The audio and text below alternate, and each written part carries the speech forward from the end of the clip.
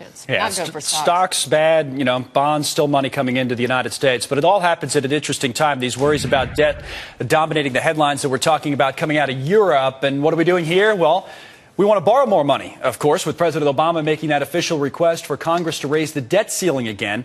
Peter Schiff starts us off today, joining us from his radio studio, as a matter of fact, CEO and global strategist at Euro Pacific Capital. It's always good to have you on the show. Now, Peter, logically, you look at this and you do say, boy, it is kind of funny to see us wanting to borrow more money. And aren't we learning a lesson from Europe? But I'll put it to you this way. I think that's disingenuous in some ways, because to me the situations are much different, and the number Dakin showed you, 1.8% 10-year note, is much more important. As bad as they are, the money still comes here, and we have to raise that debt ceiling. What choice do we have? What do you say?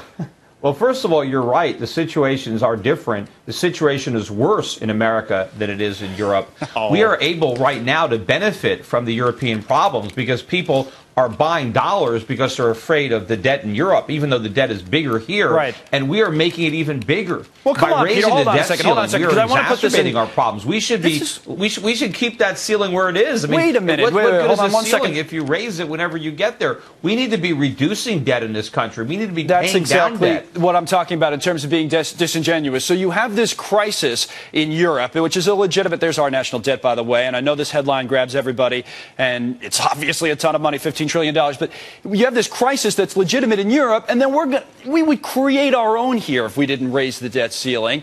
And how can you say things are worse over there? Then the money wouldn't be flooding in here. No, they are worse over here. First of all, $15 trillion, that's just the tip of the iceberg. We have a lot more federal debt than that. And, of course, we have a lot of state debt, and American individuals are in debt. The whole nation is in debt. We just had our trade deficit that came out today, almost $60 billion for the month of November. We are living way beyond our means. We're consuming too much. We're not producing enough. We're not saving. We're borrowing all this money. And right now we can do it. Interest rates are at record lows. But what is going to happen when they go up? That's the question. Interest rates were very, very low in Spain and Italy and France and Greece a few years ago. Now rates have gone up. What's going to happen in America when rates go up? Do you think it's going to be any better than it is there? I'd say we are even more dependent on cheap financing than Italy was. I'm going to ask you a question here, Peter. And when our rates go up, we've got a problem to deal with. I'll ask you a question that does give you credit, using this analogy, that you were out there screaming and yelling here and everywhere else about the previous crisis, talking about '08, before most people were, including the Federal Reserve, by the way. We had we found out today, really, that back in 2006, they were pretty much clueless. Ben Bernanke and everybody else had no idea what was coming. So you were right there. A lot of people didn't think it was going to happen. It did. In this case, how do we know? Because the interest rate's at 1.8% on the 10-year note, I mean, at some point they're going to just spike up overnight. But what's going to happen?